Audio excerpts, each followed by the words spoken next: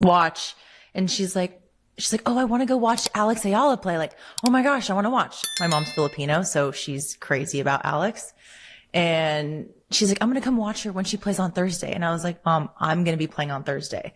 She's like, oh, yes, you too. Yes, yes. I'm going to come watch you too. And I was like, what?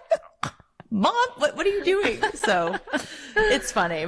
Sometimes the most revealing stories in professional tennis have nothing to do with match statistics or ranking points or tactical breakdowns. Sometimes the story that captures everything real about a player and the community surrounding her comes wrapped in homemade noodles, a bag full of egg rolls, and a mother who had her priorities absolutely sorted out from the very beginning. What happened at Indian Wells in 2026, as told on the Players Box podcast by American star Desirae Krawczyk, is one of those stories. It is funny on the surface, genuinely funny in the way that only real life can produce. But underneath the laughter, it says something true and important about what Alex Eala has come to mean not just to Filipino fans around the world, but to the inner circle of professional tennis itself. If you want to follow the Alex Eala story with the warmth, the honesty, and the detail it deserves, subscribe to this channel right now and hit the bell. We cover everything: the matches, the moments, the culture, and the stories that remind you why this sport matters beyond the scoreboards. Now let us get into the Lumpia incident, because this one has everything.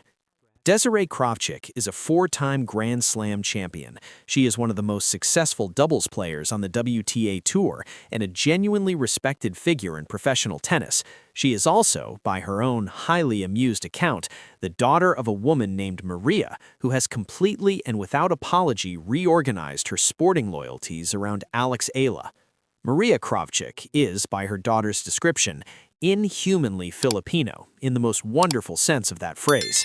She carries her cultural identity with her everywhere and with genuine pride, and when it comes to Alex Eala, that identity and that pride converge into something that Desirae has clearly learned to accept with good humor because there is no other option. On the Players Box podcast, sitting alongside Jessica Pegula and Madison Keys, Desirae told the story of what happened when the Indian Wells schedule was published and Maria saw it for the first time. Maria looked at the schedule and announced that she was going to go and watch Alex play on Thursday.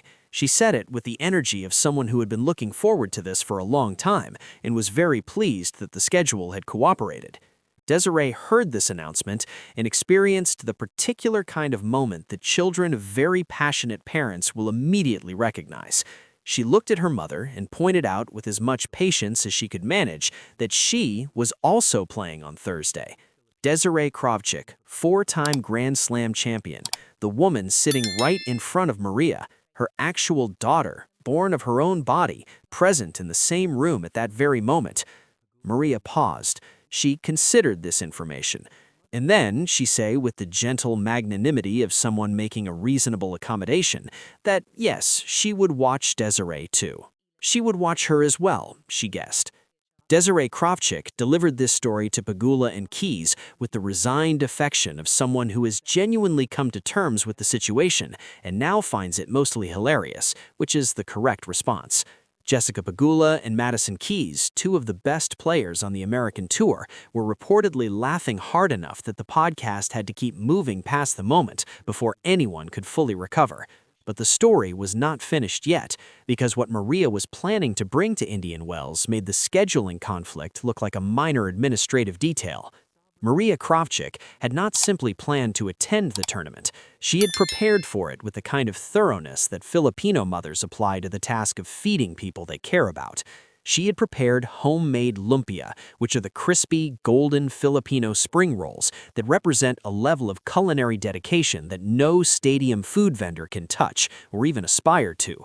She had also prepared large bowls of pancit, which is the traditional Filipino noodle dish that appears at every significant occasion in Filipino culture because it is considered a symbol of long life and good fortune. She had prepared these things in quantities that Desirae described as enormous, which, in the context of a Filipino mother feeding someone she has decided to adopt into her affections, means genuinely substantial amounts of food, prepared with genuine love and intended to provide what Maria clearly believed would be a significant competitive advantage. The plan was for this food to reach Alex.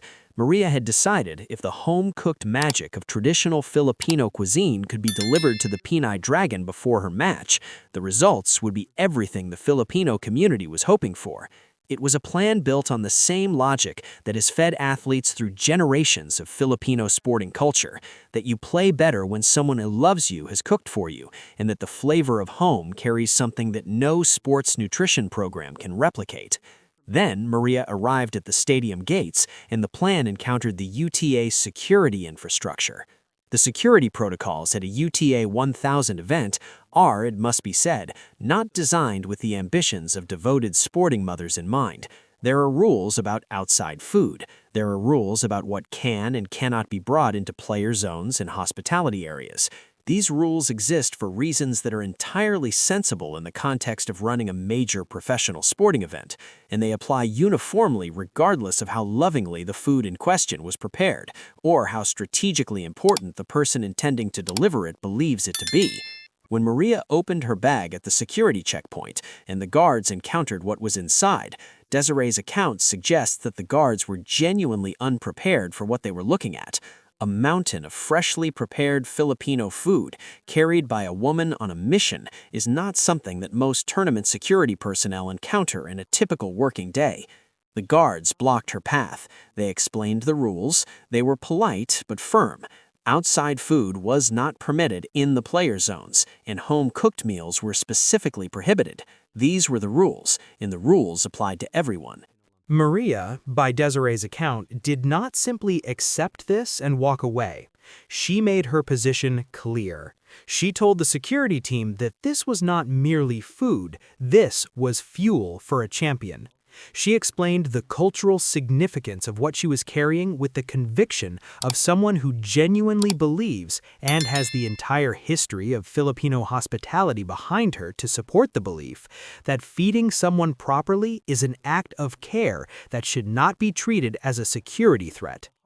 The security team listened respectfully and then maintained their position. The lumpia was not getting through. The pancit was not getting through.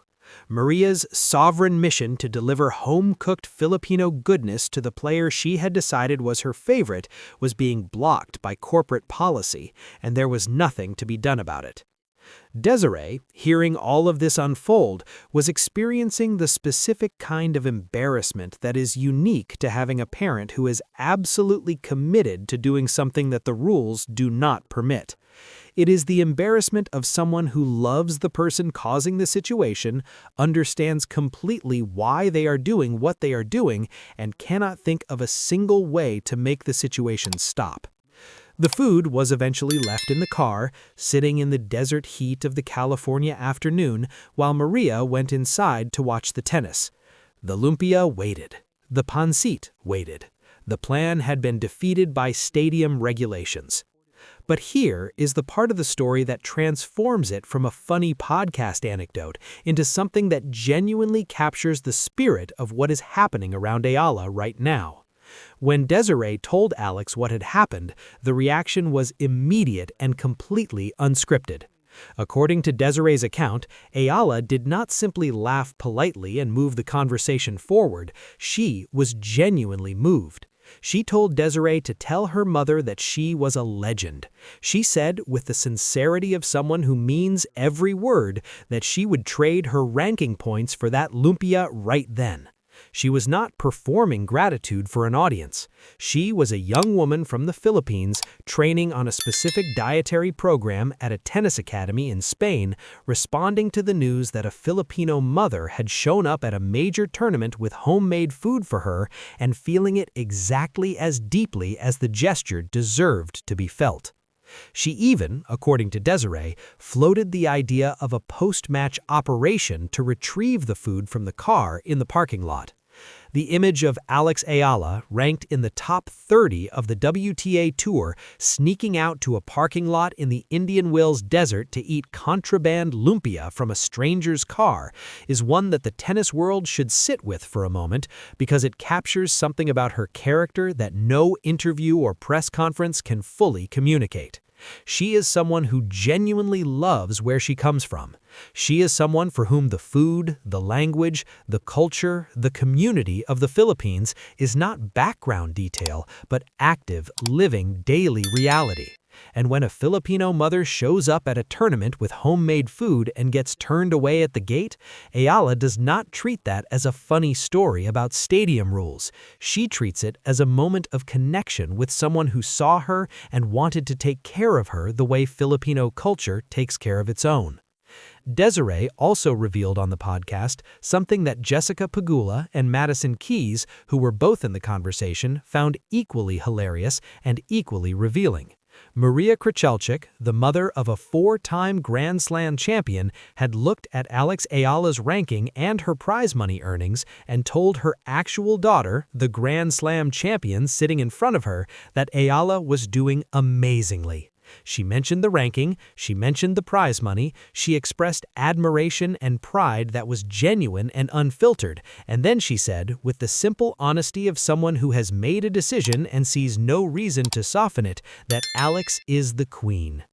Desirae reported this with the laughter of someone who has fully accepted the situation. Pagula and Keys were finding it difficult to maintain composure, and the moment that all three of them were sharing was a moment of genuine warmth, not at Maria's expense, but with her. Because the truth underneath the comedy is that what Maria feels about Alex Eala is something that millions of people around the world feel in exactly the same way. She is not alone. She is not an outlier. She is a representative of a community that has decided, independently and without any orchestration from a marketing department, that this young woman from the Philippines is carrying something worth following, and worth celebrating, and worth showing up for with a car full of homemade food. The broader significance of the Lumpia incident extends beyond the podcast episode and the laughter that it generated among some of the best players in the sport. What it illustrates in the most human and immediate way possible is the nature of the connection that Eala has built with the Filipino diaspora. This is not a fan base that follows her because of her ranking. Maria was more excited about watching Alex play than watching her own daughter, who is a Grand Slam champion, and the ranking was a supporting detail rather than the primary reason. This is a community that follows her because of who she is and what she represents, and because the way she carries herself on and off the court reflects something back at them that they recognize and value deeply. The food itself matters in this story in a way that goes beyond the comedy of stadium security turning away a mother with egg rolls. In Filipino culture, food is love expressed in the most direct and practical form available. When a Filipino mother prepares lumpia and pancit and shows up somewhere with the intention of feeding someone, she is not just bringing a meal. She is performing an act of care that has deep cultural roots and genuine emotional weight. The fact that Maria did this for Alex Eala, a player who is not her family member, who is in fact her daughter's professional contemporary, says everything about the way Eala is perceived within the Filipino community. She is not viewed as a celebrity at a distance. She is viewed as family, as someone who belongs to the community and who the community has an obligation to look after. This is also why the story resonated so powerfully when Desirae told it on the podcast, because Pagula and Keys, sitting there laughing, are not laughing at the situation. They're laughing with genuine affection. It's something they recognize as beautiful, even while it is funny. These are professional athletes who understand what it means to have a community behind you, and they are watching a living demonstration of what it looks like when that community is operating at full intensity. Maria showing up with homemade Filipino food for a player who is not her daughter is the most human possible expression of the kind of support that fills stadiums and sells out merchandise in under 60 seconds and turns airport arrivals halls into pep rallies. It all comes from the same place. It is all the same thing, just expressed in different forms. What the Lumpia incident also reveals, in a quietly significant way, is how deeply Eala has penetrated the inner world of the professional tour. These conversations are not happening among casual observers or distant fans. They are happening on a podcast hosted by and featuring some of the best players in women's tennis: Jessica Pegula, Madison Keys, Desirae Krawczyk. These are players who compete against Eala, who share locker rooms and practice facilities with her, who see her in the unglamorous daily reality of professional life, rather than just in the polished version that appears on broadcasts and social media. And they are talking about her with genuine warmth and genuine admiration, not because she has the most impressive results on the tour, but because of who she is in the spaces between the matches. The fact that Eala herself responded to the Lumpia story with the comment about trading her ranking points for the food is the detail that stays with you longest. Because ranking points are the currency of professional tennis. They are what determines seedings and tournament access and sponsorship clauses and all of the practical realities of a professional career. They are what every player on the tour is working toward every single week of the season. And in the moment when Eala heard that a Filipino mother had shown up at a stadium with homemade Filipino food for her and been turned away at the gate, her instinct was to say that she would exchange the professional currency she works the hardest for in exchange for a taste of home. That is not a throwaway comment. That is a person telling you exactly who they are. The story of Maria Krawczyk and her Lumpia at Indian Wells 2026 will probably not appear in the official historical record of that tournament. The match results will be there, the rankings will be there, the prize money figures will be there. But the story of a Filipino mother who prioritized watching Alex Eala over watching her own Grand Slam champion daughter, who prepared homemade traditional food to bring to a player she is adopted from a distance, who stood at a security checkpoint and told the guards that this was not food but fuel for a champion, and who eventually left the Lumpia in a hot car and went inside anyway because she was not going to miss the match. That story says more about what is actually happening in professional tennis right now than any of the official records ever will. The Filipino community is not a footnote to Alex Eala's story.